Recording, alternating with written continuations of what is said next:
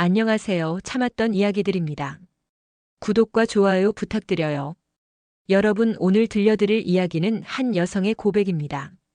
결혼 15년 차 두 아이의 엄마로 살아온 그녀의 이야기죠. 사랑한다는 말로 시작된 결혼이 어떻게 생존의 전쟁터가 되었는지, 그 안에서 한 여자가 어떻게 자신을 잃어갔는지에 대한 진솔한 고백입니다. 우리는 종종 묻습니다. 결혼이란 무엇일까요? 사랑일까요? 의무일까요? 아니면 참고 견디는 인내의 시간일까요? 그리고 만약 그 결혼이 한 사람을 무너뜨리고 있다면 우리는 여전히 그것을 지켜야 할까요? 오늘의 주인공은 이런 질문들 앞에서 15년을 흔들려 왔습니다. 그녀는 좋은 아내가 되려 했고 좋은 엄마가 되려 했습니다. 하지만 그 과정에서 자신이 누구인지, 자신이 무엇을 원하는지를 완전히 잊어버렸죠. 많은 분들이 공감하실 겁니다. 특히 결혼 생활을 하고 계신 분들, 그리고 아이를 키우며 자신의 삶을 뒤로 미루고 계신 분들이라면 더욱 그럴 것입니다. 오늘 이야기는 그저 한 여성의 경험이 아닙니다. 우리 사회 곳곳에서 조용히 벌어지고 있는 수많은 여성들의 현실이기도 합니다. 그러니 잠시 시간을 내어 이 여성의 목소리에 귀 기울여 주세요. 그녀의 고통과 용기, 그리고 마침내 자신을 되찾아가는 여정을 함께 나누어 주시기 바랍니다. 지금부터 시작합니다. 저는 26살에 결혼했습니다. 남편은 30이었죠. 연애 기간은 1년 반 정도였는데 그때는 정말 행복했어요. 그는 자상했고 저를 아껴줬습니다. 데이트할 때마다 제가 좋아하는 음식을 챙겨주고 힘든 일이 있으면 먼저 전화해서 위로해줬어요. 제 친구들도 부러워할 정도였습니다. 결혼 전 그의 부모님을 처음 뵀을 때가 기억납니다. 시어머니는 따뜻하게 맞아주셨고 시아버지는 우리 아들이 좋은 사람 만났다며 흐뭇해하셨죠. 저도 마찬가지였어요. 이 사람과 평생을 함께할 수 있겠다는 확신이 들었습니다. 신혼 첫날 밤 남편은 제게 속삭였어요. 당신을 평생 지켜줄게. 행복하게 해줄게. 그 말이 진심이라고 믿었습니다. 아니, 믿고 싶었습니다. 신혼 초 몇 달은 정말 달콤했어요. 출근길에 도시락을 싸주면 남편은 저녁에 오늘 김치찌개 정말 맛있었어라며 웃었고 주말에는 손을 꼭 잡고 공원을 산책했습니다. 영화도 보러 갔고 맛집도 찾아다녔죠. 제 인생에서 가장 행복한 시간이었다고 생각했습니다. 그런데 결혼 6개월쯤 지났을 때부터 뭔가 달라지기 시작했어요. 처음에는 작은 변화였습니다. 남편이 스킨십을 원하는 빈도가 늘어났어요. 주말마다였던 게 주중에도, 때로는 새벽에도 그랬습니다. 처음에는 저도 부부니까 당연한 거라고 생각했어요. 남편이 저를 원하는 거니까 좋은 거라고, 사랑받는 거라고 믿었습니다. 하지만 시간이 갈수록 그건 사랑이 아니라 요구가 되어갔어요. 제가 피곤하다고 하면 남편은 이해해주지 않았습니다. 아내가 남편을 거절하면 어떡해? 라는 말로 시작해서 결국엔 화를 내고 문을 쾅 닫고 나가버리곤 했죠. 저는 그때마다 제가 잘못한 건가 싶었어요. 결혼 생활에 대해 아무것도 몰랐으니까요. 엄마한테 물어볼 수도 없었어요. 그런 이야기를 꺼내는 것 자체가 부끄럽고 창피했으니까요. 그래서 저는 그냥 참았습니다. 남편이 원하면 응하는 게 아내의 도리라고 스스로를 설득했어요. 결혼 2년 차 첫째를 임신했습니다. 입덧이 심했고 몸이 무거웠어요. 하지만 남편은 그런 제 상태를 이해하지 못했습니다. 오히려 임신 중인데도 요구는 계속되었어요. 산부인과 의사가 조심하라고 했는데도 남편은 다른 사람들도 다 하는데 뭐가 문제냐고 말했습니다. 출산 후에도 마찬가지였어요. 산후조리원에서 돌아온 지 한 달도 안 됐을 때 남편은 다시 요구했습니다. 저는 아직 몸이 회복되지 않았다고 산후 우울감도 있고 수유 때문에 힘들다고 말했지만 남편은 들으려 하지 않았어요. 남자는 원래 그래. 참을 수가 없어. 그 말을 들을 때마다 저는 제가 이상한 건가 싶었습니다. 제가 너무 예민한 건가, 제가 아내로서 부족한 건가 하는 생각뿐이었죠. 둘째를 낳고 나서는 더 심해졌어요. 육아에 지쳐 있는데도 밤중 수유를 마치고 겨우 잠든 새벽에도 남편은 저를 깨웠습니다. 거절하면 화를 냈고 며칠씩 말을 안 하고 집안의 분위기를 얼어붙게 만들었어요. 저는 그때부터 제 몸이 제 것이 아닌 것 같았습니다. 그냥 남편의 요구를 충족시키기 위한 도구 같았어요. 하지만 그게 결혼 생활이라고, 다들 그렇게 산다고, 저 혼자만 힘든 게 아니라고 스스로를 달랬습니다. 결혼 5년 차쯤 몸에 이상 신호가 왔어요. 부정출혈이 계속되고 하복부 통증이 심했습니다. 병원에 갔더니 자궁경 부염이라고 했어요. 의사 선생님은 너무 무리하신 것 같아요. 좀 쉬셔야 합니다라고 말씀하셨죠. 남편에게 말했더니 그는 대수롭지 않게 생각했어요. 약 먹으면 되잖아. 그까짓 거. 하지만 염증은 계속 재발했고 나중에는 자궁경 부위 형성증으로 진단받았습니다. 암 전 단계라는 말에 저는 정말 무서웠어요. 결국 원추절 제수를 받아야 했습니다. 수술실에 들어가기 전 저는 처음으로 진지하게 생각했습니다. 이게 정상인 걸까? 이게 사랑인 걸까? 수술 후 회복 기간 동안 남편은 조금 조심했어요. 하지만 한 달도 안 돼서 다시 똑같아졌습니다. 의사는 적어도 석 달은 조심해야 한다고 했는데 남편은 이제 괜찮은 거 아니야? 라며 다시 요구했어요. 저는 울면서 거절했습니다. 그랬더니 남편은 화를 냈어요. 그럼 나보고 어떻게 하라는 거야? 나도 남자야. 그날 밤 저는 이불을 뒤집어 쓰고 혼자 울었습니다. 병원에 갈 때마다 제 몸이 제 것이 아닌 것 같았어요. 의사 선생님은 관계를 자제하셔야 한다고 말씀하셨지만 집에 돌아가면 그게 불가능했습니다. 남편의 요구는 멈추지 않았고 저는 제 건강보다 남편의 기분을 맞추는 게 우선이 되어버렸어요. 친구들에게 조심스럽게 이야기를 꺼낸 적이 있어요. 하지만 돌아온 반응은 그래도 내 남편은 바람 안 피우잖아. 요즘 남자들 중에 그 정도면 괜찮은 거야라는 말뿐이었죠. 저는 그 말들에 더 혼란스러워졌습니다. 정말 이게 괜찮은 걸까? 제가 예민한 걸까? 아니면 제가 결혼 생활을 제대로 모르는 걸까? 결혼 8년 차 저는 완전히 지쳐 있었습니다. 육아와 남편의 요구 사이에서 제 자신은 완전히 사라져버렸어요. 거울을 보면 낯선 여자가 보였습니다. 눈빛은 생기가 없었고 얼굴은 창백했으며 웃음을 잃은 지 오래였죠. 아이들은 무럭무럭 자랐지만 저는 점점 작아졌습니다. 제 삶에서 저는 없었어요. 남편의 아내, 아이들의 엄마, 시댁의 며느리로만 존재했을 뿐이었습니다. 그때 저는 생각했어요. 이게 사랑이었을까? 처음 그 사람이 평생 지켜주겠다고 말했을 때 이런 삶을 의미했던 걸까? 결혼 10년이 지나면서 남편과 저의 관계는 더 이상 부부라고 부를 수 없을 만큼 냉랭해졌습니다. 아니, 냉랭한 정도가 아니었어요. 그건 전쟁터였습니다. 남편의 요구는 여전했지만 이제 저는 더 이상 순순히 응하지 않았어요. 제 몸이 망가지는 게 보였고 제 마음이 죽어가는 게 느껴졌으니까요. 그래서 저는 거절하기 시작했습니다. 처음 거절했을 때 남편의 반응은 충격적이었어요. 그는 소리를 질렀습니다. 이게 부부냐? 부부가 이럴 수가 있어? 당신 지금 나를 뭘로 보는 거야? 여보, 나도 힘들어.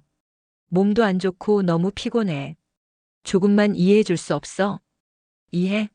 내가 뭘 이해해? 나도 밖에서 죽어라 일하는데 집에 와서 이런 거 하나 안 들어주면 내가 뭐하러 일해? 그리고는 벽을 주먹으로 쳤어요. 쿵 하는 소리에 아이들이 깼고 저는 떨리는 손으로 아이들을 다시 재웠습니다. 그날 밤부터 남편은 거실에서 잤어요. 아침에 일어나니 남편은 이미 출근한 뒤였고 식탁 위에는 아무것도 남겨져 있지 않았습니다. 평소 같으면 제가 싸준 도시락을 들고 갔을 텐데 그날은 그냥 나가버렸죠. 며칠 뒤 남편이 술을 마시고 들어왔어요. 비틀거리며 현관문을 열더니 저를 보고 비웃듯 말했습니다. 당신 같은 여자랑 결혼한 게 내 인생 최대 실수야. 그리고는 소파에 쓰러져 잠들어 버렸어요. 저는 이불을 덮어주면서 생각했습니다. 이 사람이 정말 저를 사랑했던 걸까? 신혼 때 그렇게 다정하던 사람이 어떻게 이렇게 변할 수 있을까 하고요. 다음 날 남편은 아무 일 없었다는 듯 출근했어요. 저도 아무 말 하지 않았습니다. 뭐라고 해야 할지 몰랐거든요. 그 후로 남편의 요구는 더 집요해졌어요. 주말 아침 아이들이 학원 가고 집에 둘만 남으면 남편은 제 방으로 들어왔습니다. 이제 좀 할 수 있지? 저는 빨래를 해야 한다고, 청소를 해야 한다고 핑계를 댔지만 남편은 제 팔을 잡아당겼어요. 지금 나 피하는 거지? 나한테 그럴 거면 왜 결혼했어? 나도 사람이야. 나도 피곤하고 힘들다고. 피곤해? 집에서 애들 밥 해주는 게 뭐가 피곤해? 나는 밖에서 돈 벌어오는데? 그 순간 저는 깨달았습니다. 이 사람은 저를 동등한 존재로 보지 않는다는 걸요. 저는 그저 남편의 요구를 들어주고 집안일을 하고 아이들을 키우는 기계일 뿐이었어요. 결혼 12년 차 어느 날 밤 남편은 또다시 제게 요구했습니다. 저는 거절했고 남편은 폭발했어요. 당신 지금 나를 무시하는 거야? 응? 아내가 남편 무시해도 돼? 그리고는 제 휴대폰을 집어 던졌습니다. 액정이 박살났어요. 저는 너무 놀라서 아무 말도 못하고 서 있었고 남편은 욕을 퍼부으며 밖으로 나가버렸습니다. 그날 저는 깨진 휴대폰을 주우며 울었어요. 아니, 울지도 못했습니다. 눈물조차 나오지 않았어요. 그저 멍하니 앉아서 생각했죠. 이게 정말 내 인생인가? 다음 날 남편은 새 휴대폰을 사다 주며 미안하다고 했어요. 내가 화가 나서 그랬어. 미안해. 하지만 저는 그 사과가 진심인지 알 수 없었습니다. 며칠 후면 또 똑같은 일이 반복될 게 뻔했으니까요. 그리고 실제로 그랬어요. 일주일 후 남편은 또 요구했고 저는 또 거절했습니다. 이번에는 남편이 문을 발로 찼어요. 쿵쿵 소리가 집 안을 울렸고 아이들이 놀라서 방문을 열고 나왔습니다. 엄마, 무슨 일이야? 아무것도 아니야. 아빠가 실수로 문에 부딪힌 거야. 다시 자렴. 하지만 아이들 눈빛에서 알 수 있었어요. 아이들은 다 알고 있었습니다. 엄마와 아빠가 싸우고 있다는 걸, 집 안 분위기가 이상하다는 걸요. 그날 밤 남편은 차 안에서 잤어요. 다음 날 아침에도 차 안에서 잤고 그 다음 날도 마찬가지였습니다. 저는 차라리 그게 나았어요. 같은 공간에 있으면 숨이 막힐 것 같았거든요. 엄마 아빠는 왜 차에서 자? 아빠가 일찍 출근해야 해서 그래라고 둘러댔지만 아이들은 믿지 않는 것 같았습니다. 주말에 남편이 집에 들어왔을 때 저는 말을 걸어봤어요. 이렇게 살 수는 없잖아. 우리 좀 대화하자. 대화? 당신이 내 말 들을 생각이 있기는 해.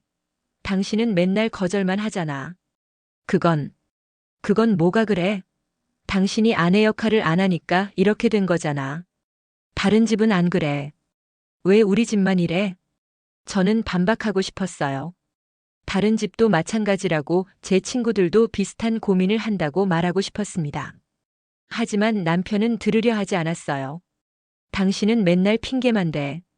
몸이 안 좋다, 피곤하다, 애들 때문에 힘들다. 그런 핑계로 언제까지 나를 거절할 거야? 이게 부부야?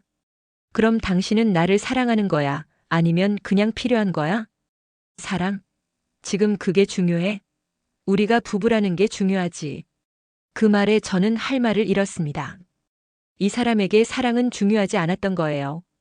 그저 부부라는 형식, 그 틀 안에서 자신의 욕구를 채우는 것만이 중요했던 겁니다. 그날 밤 남편은 술을 마시고 새벽에 들어왔어요.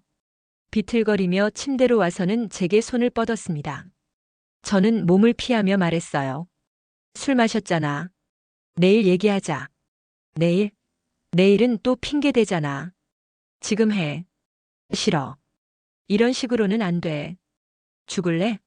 진짜? 이게 부부냐고. 목소리가 너무 커서 아이들이 깼어요. 둘째가 울면서 방문을 두드렸습니다. 엄마 무서워. 괜찮아, 아무것도 아니야. 하지만 아이는 계속 울었고 남편은 욕을 퍼부으며 집을 나가버렸습니다. 그날 밤 저는 아이를 안고 새벽까지 깨어 있었어요. 아이의 떨리는 몸을 쓰다듬으며 생각했습니다. 이 아이들에게 이런 모습을 보여줘도 되는 걸까? 다음 날 아침 큰아이가 물었어요. 엄마, 우리 이혼하는 거야? 왜 그런 생각을 해? 친구네는 부모님이 싸우다가 이혼했거든. 우리도 그런 거 아니야? 아니야, 그런 거 아니야. 하지만 속으로는 생각했어요. 정말 그런 거 아닐까? 남편은 그 후로 며칠 동안 집에 들어오지 않았어요. 전화도 받지 않고 문자도 읽지 않았습니다. 저는 처음에는 걱정했지만 시간이 지나면서 그게 오히려 편하다는 걸 깨달았어요. 남편이 없는 집은 조용했습니다. 긴장할 필요가 없었고 눈치 볼 필요도 없었어요. 아이들도 더 밝아 보였습니다. 일주일 후 남편이 돌아왔을 때 집 안 분위기는 완전히 달라져 있었습니다. 저는 더 이상 남편에게 맞추려 하지 않았고 남편도 저를 대하는 태도가 달라졌어요. 아니, 더 차갑고 냉소적으로 변했습니다. 당신 나 없어도 잘 사는 것 같던데? 남편이 비꼬듯 말했어요. 저는 대답하지 않았습니다. 뭐라고 해야 할지 몰랐거든요. 그날 밤 남편은 또 요구했습니다. 저는 거절했고 남편은 이번에는 소리를 지르지 않았어요. 그저 차갑게 말했습니다. 좋아. 그럼 평생 이렇게 살자. 나는 상관없어. 그리고는 돌아서서 거실로 나갔습니다. 저는 그 뒷모습을 보며 생각했어요. 정말 이렇게 평생 살 수 있을까? 결혼 15년 차가 된 지금 저는 선택의 기로에 서 있습니다. 이대로 살 것인가 아니면 새로운 삶을 시작할 것인가? 남편과의 관계는 이제 회복 불가능한 지경에 이르렀어요. 우리는 한 집에 살지만 각자의 삶을 살고 있습니다. 남편은 아침 일찍 출근해서 밤늦게 들어오고 저는 아이들과 시간을 보내죠. 주말에도 남편은 골프를 가거나 친구들을 만나고 저는 아이들과 마트에 가고 집안일을 합니다. 어느 날 저녁 친구들과 모임이 있었어요. 오랜만에 만난 친구들은 저를 보고 놀랐습니다. 너 많이 야위었다. 무슨 일 있어? 저는 괜찮다고 했지만 친구들은 눈치챘어요. 한 친구가 조심스럽게 물었습니다. 남편이랑 사이 안 좋아? 저는 잠시 망설이다가 고개를 끄덕였어요. 그러자 친구들이 말했습니다. 사실 우리도 비슷해. 결혼하고 애 낳으면 다 그래. 남편이랑 거의 안 살아. 맞아. 우리 남편도 요구만 하지 내 마음은 안 봐.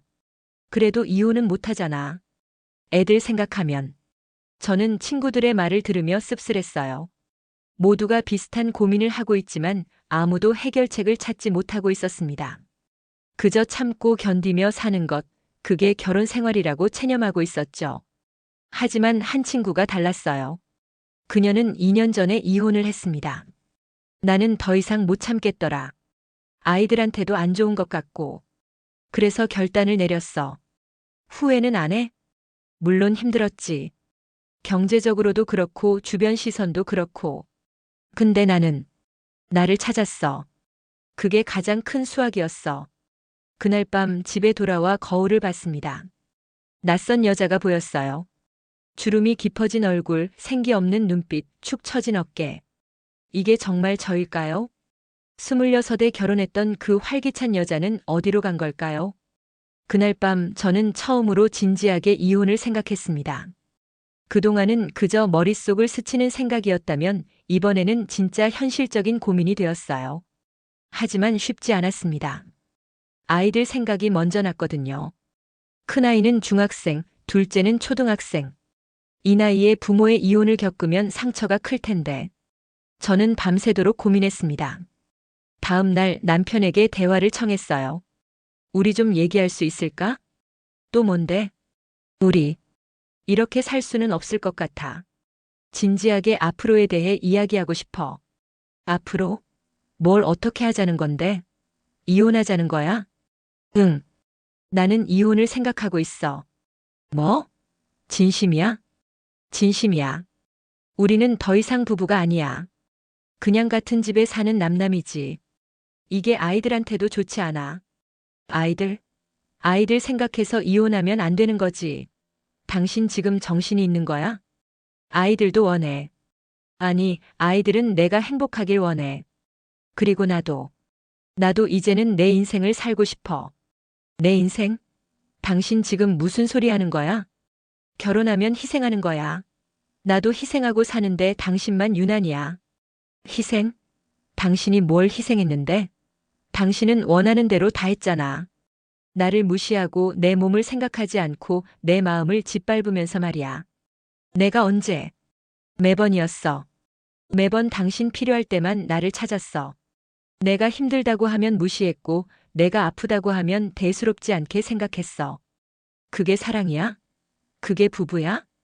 남편은 할 말을 잃었어요. 저는 계속 말했습니다. 나는 15년 동안 당신의 아내로 아이들의 엄마로만 살았어. 정작 나는 어디에도 없었어. 이제는 나를 찾고 싶어. 좋아. 원하는 대로 해. 어차피 당신 맘대로 할 거잖아. 그리고는 집을 나가버렸습니다.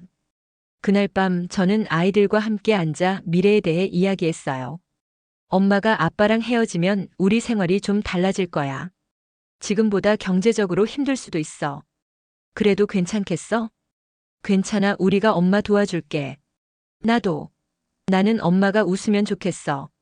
저는 아이들을 꼭 안았습니다. 그리고 생각했어요. 내가 잘하고 있는 걸까? 확신은 없었지만 적어도 이 길이 틀리지는 않다는 것만은 알 수 있었습니다. 이혼 절차는 생각보다 길고 복잡했어요.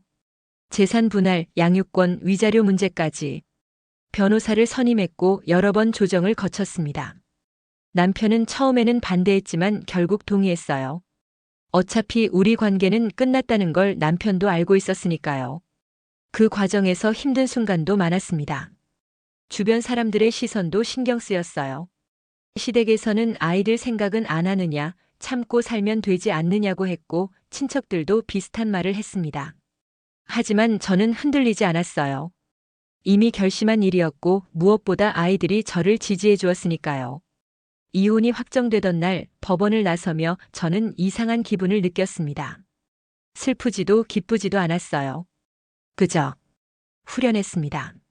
마치 오랫동안 짊어지고 있던 짐을 내려놓은 것 같았죠. 그날 저녁 아이들과 함께 저녁을 먹으며 말했어요. 이제 우리 새로 시작하는 거야. 엄마도 너희도. 엄마, 이제 뭐 할 거야? 엄마는 그림을 그릴 거야. 그리고 너희랑 함께 행복하게 살 거야. 그럼 아빠는? 아빠는 아빠대로 살 거야. 우리는 헤어졌지만 아빠는 여전히 너희 아빠야. 그건 변하지 않아. 이혼 후 몇 달이 지났습니다. 경제적으로는 확실히 힘들어졌어요. 남편의 수입 없이 저 혼자 아이들을 키우려니 빠듯했습니다. 파트타임 일을 시작했고 주말에는 그림 강사 일도 하게 되었어요. 힘들었지만 이상하게 행복했습니다. 제가 번 돈으로 아이들과 외식을 하고 작은 선물을 사줄 때의 뿌듯함이란, 누군가의 눈치를 보지 않고 제 결정대로 살아갈 수 있다는 자유로움이란, 무엇보다 아이들이 달라졌어요. 밝아졌습니다.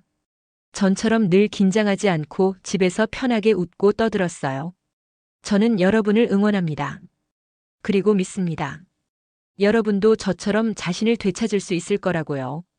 사랑이라는 이름의 감옥에서 벗어나 자유라는 이름의 삶을 살 수 있을 거라고요. 저의 이야기를 들어주셔서 감사합니다.